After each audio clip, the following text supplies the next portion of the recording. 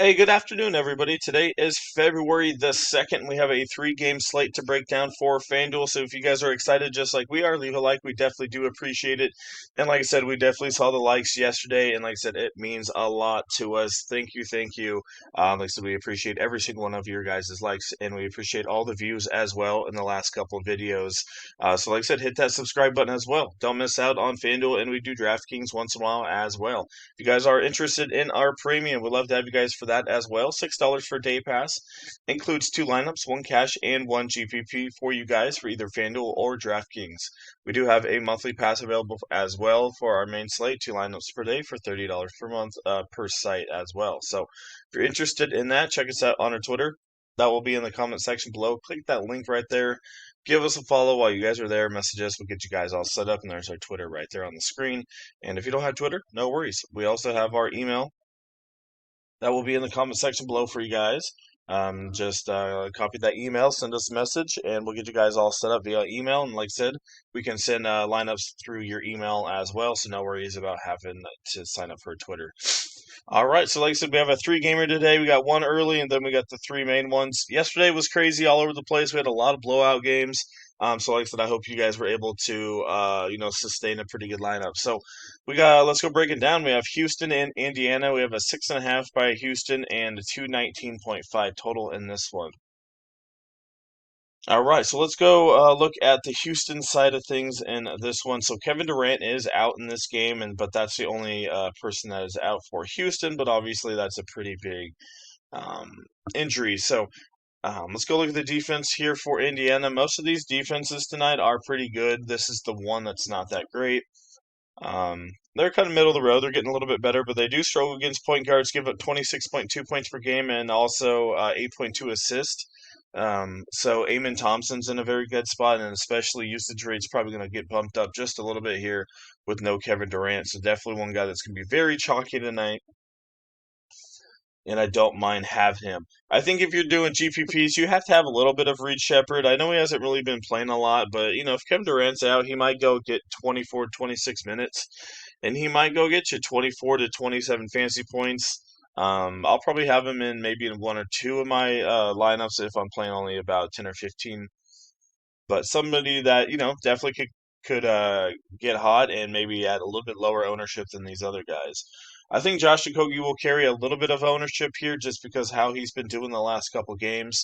That's up to you guys. His usage rate's really not great. That's why I would just rather go to Reed Shepard for a little bit of low ownership leverage, depending on obviously ownership a little bit later today. Eason going to be one of the main popular guys at 6,300. Like I said, he's more of a small forward, power forward kind of guy, but he's going to be small forward here tonight probably because Jabari's going to be at power forward. Um, but yeah, Eason, good spot, going to play about 28, 30 minutes, about 28 to 30 fantasy points, maybe a little bit higher as well. Sengun going to be popular at 9,700. Like I said, don't mind having two or three of these Houston guys. I know it's only a 219, but with Kevin Durant out, that really is a lot of usage. So guys like Sengun, Jabari Smith, um, Eason.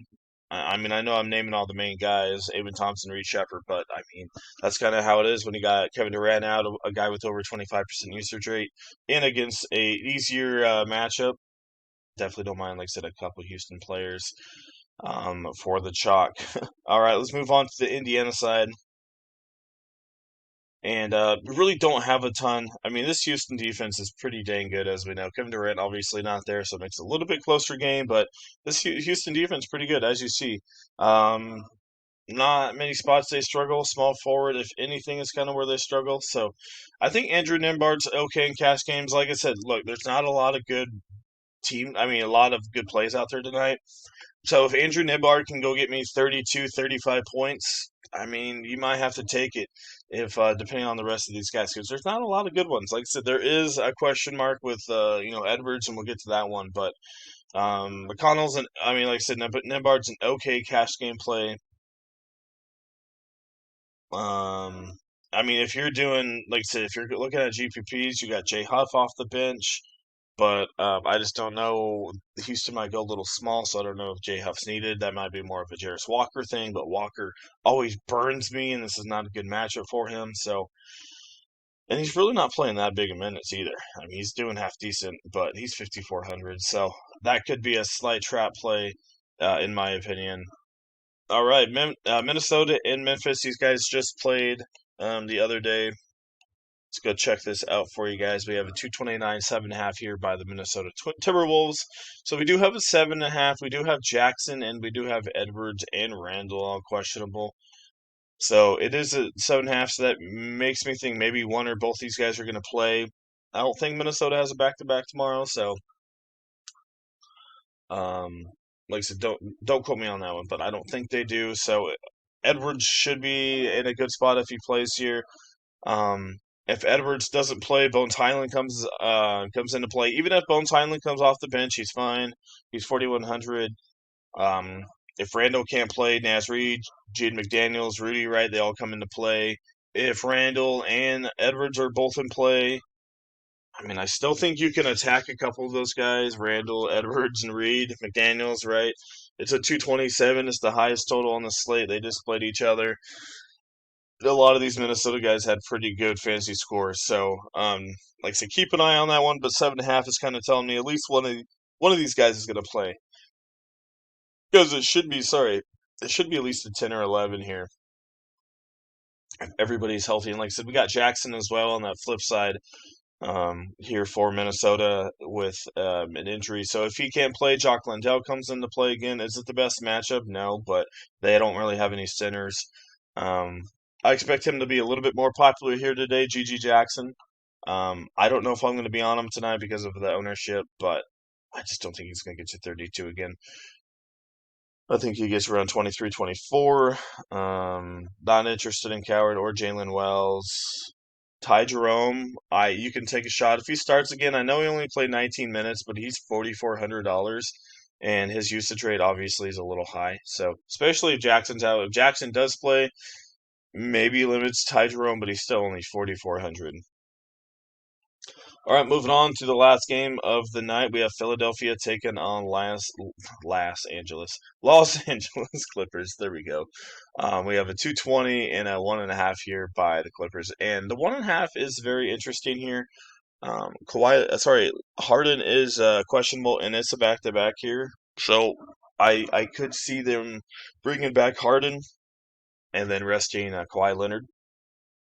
It's only a 1.5, so um, that's very interesting. But yeah, like I said, Harden is questionable. I expect him hopefully to be back. It was only a personal thing, so in my opinion, he was just ruled out for a back-to-back reason. Um, if Harden's back here, we got to put him back in there at 9,500. Even if Kawhi does play, we got to look at him. Not really too on the done in this one. Not a lot of upside. Um, if Kawhi Leonard does sit, Jordan Miller gets a little bit more. It doesn't really change Miller much. Might get 2 more minutes, but he's an all right option. And then Collins and Zubac, like I said, we'll see if they sit anybody here. It's a back-to-back. But if they're not going to sit them, Collins is in an all right spot here, but definitely even more of a better spot if Kawhi sits. So kind of keep an eye on that Clipper side. On the Philadelphia side of things, it's pretty clear as of now that most of these guys are going to be playing. We do got Joel Embiid there. Let's go look at the Clipper defense here real quick for you guys, and they still do struggle against the center position quite a bit. As you see here, still a 52% field goal percentage, 14.1 rebounds, 1.8 steals, 1.7 blocks. So still, if you're going to spend up for anybody, it's going to be Joel Embiid tonight at 10-3. He's just been playing better. His minutes have been going back to normal. No Paul George.